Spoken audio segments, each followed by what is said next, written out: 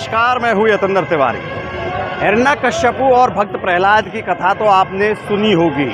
वही हिरण्यकश्यपु जिनको ये वरदान था, न दिन में मरें न रात में मरें, न ऊपर आसमान में न पृथ्वी पर मरें। सतयुग की ये कथा आज यहाँ साकार होने वाली है।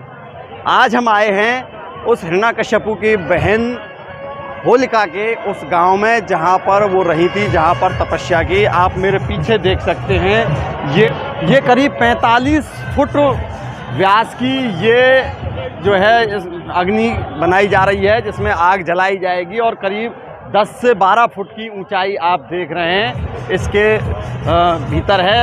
ये सभी लोग जो है इसकी परिक्रमा कर रहे हैं।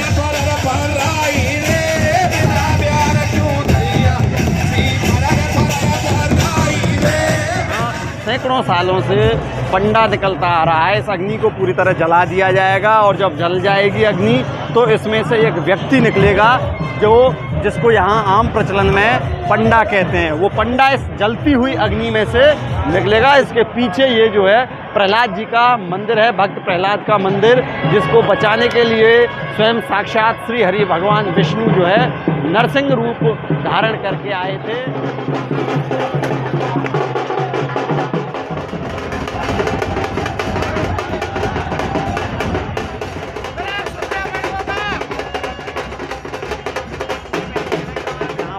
अब ऐसा बताते हैं कि वर्षों से मोनू पंडा इस अग्नि में से फिलहाल निकलता हुआ आ रहा है और उसके वंशज इस अग्नि में से पहले निकलते आए। तो अभी मोनू पंडा तब पर बैठा हुआ है, हम उससे बात करेंगे और जब समय होगा तो उस समय उससे कुछ देर पहले इस प्रहलाद कुंड में, ये प्रहलाद कुंड है, इस प्रहलाद कुंड में स्नान करने के बाद जो है पंडा यहाँ सीधा, जब यहाँ पर आग जली हुई होगी तो वो सीधा जो है इस अग्नि कुंड में प्रवेश कर जाएगा और इससे निकलेगा, जहाँ इसको पंडा के नाम से जाना है। मोनू कुंड अग्नि में से निकलते हैं, बहुत बड़ी अग्नि होती है। तो कहाँ से शक्ति मिलती है आपको? वो प्रहलाद जी महाराज से शक्ति मिलती है। प्रहलाद जी महाराज से शक्ति मिलती है। तो कितनी बड़ी अग्नि होती है और क्या क्या तैयारी आप करते हैं? हमारा 40 दिन का नियम होता है, उस नियम को हम निभाते हैं। बाकी कृपा प्रहलाद जी महाराज करते हैं। 40 दिन कब से शुरू होते हैं? बसंत पंचमी से लेकर के और होलिका की पूर्णिमा तक। अच्छा, कितनी बड़ी अग्नि होती है? कम से कम 45 फुट लंबाई और 10 फुट ऊंचाई और 50 फुट चौड़ाई। हाँ, तो आज क्या क्या तैयारी करके आप बैठे हैं? तैयारियां क्या, सिर्फ अपनी तपस्या हम करते रहते हैं, बाकी प्रहलाद जी महाराज कृपा कर ही देते हैं। अच्छा, तो जैसा बहुत बड़ी अग्नि आप बता रहे हैं 45 फुट लंबी, तो इसमें तो बहुत ज़्यादा जोखिम रहता होगा निकलने में। जी देखिए, जोखिम कुछ नहीं है, वो स्वयं जब कृपा करते हैं तो अग्नि भी ठंडी हो जाती है, वो उनकी कृपा है। क्या कथा जुड़ी हुई है इससे? इससे रहस्य जुड़ा हुआ है सतयुग का।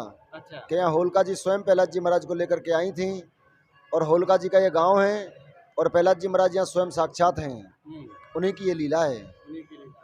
तो मतलब आपके परिवार में ये पैतृक है, ये निकलने का काम, या कोई भी इसमें से हो सकता है? जी देखिए, हमारा एक कुल है और हमारे कुल में से अगर 5 वर्ष का बच्चा भी निकलना चाहे तो उसको भी श्री दे देंगे। फिर इस विषय में एक प्राचीन कहानी है। हिरण्यकश्यप नाम का एक राजा रहता था। वो बहुत ही निर्दयी था, दुष्ट आत्मा का था। उसने भगवान को प्रसन्न किया भोले को, और ना जो 6 महीने मरू नहीं 12 महीनों में। तो विष्णु भगवान ने मतलब अपना अंश भेजा भक्त प्रहलाद को, उसकी घर में जन्म दिया।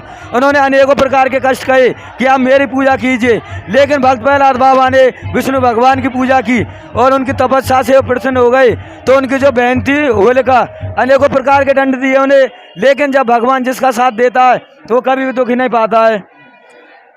जैसे होलिका ने कहा, बहन मुझको मतलब भैया मैं तेरे भाई को लेकर के, यानी घोड़ी में मतलब अग्नि लगा देना, कूड़ा करकट ला करके, और जो शीतल मंद मेरी वो है चुंदरी मिली है उसके ओढ़ करके उसमें बैठ जाऊंगी।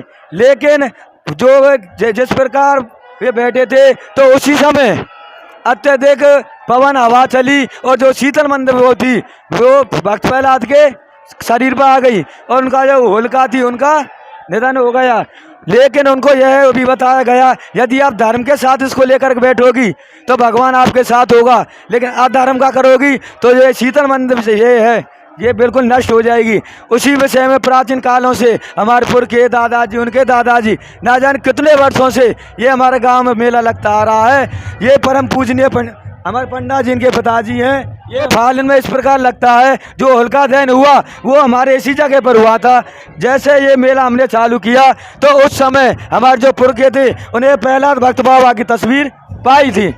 जो हमारे पंडा जी हैं जो निकलते हैं प्रतिवर्ष, वो 40 दिन के लिए तपस्या पर बैठते हैं, भोजन करते, फल फ्रूट केवल, नहीं घर जाते, नहीं किसी वैसे का मतलब बुरा बिल्कुल भी नहीं सोचते। और भक्त प्रहलाद जैसे वो निकलते हैं तो साक्षात दर्शन देते हैं, वो आगे आगे जाते और पंडा जी पीछे पीछे जाते। यदि जिस समय पंडा जी स्नान कर रहे हो उस समय कोई आदमी वहाँ से टच हो गया तो वहीं से हमारे पंडा जी इनको मतलब जल जाएंगे, मतलब थोड़े बहुत। यदि हम टच होने नहीं देते, लठियों को साथ लेकर के घूमते हैं, नुकसान नहीं होता है। एसडीएम के कई बार आदेश आए यहाँ पर, अन्यथा हमारी प्राचीन परंपरा को जब नुकसान नहीं हो रहा तो हम इसको क्यों बंद करें। सामने वाली विष्णु भगवान की है, बगल में गणेश की, वे भक्त प्रहलाद की साइड वाली ये हनुमान बाबा है। ये वे मूर्ति है जो हमको यहाँ पर पाई थी, भक्त प्रहलाद की पुरानी तस्वीर। ये मेला होता है रंगोत्सव, यानी रंगों का उत्सव।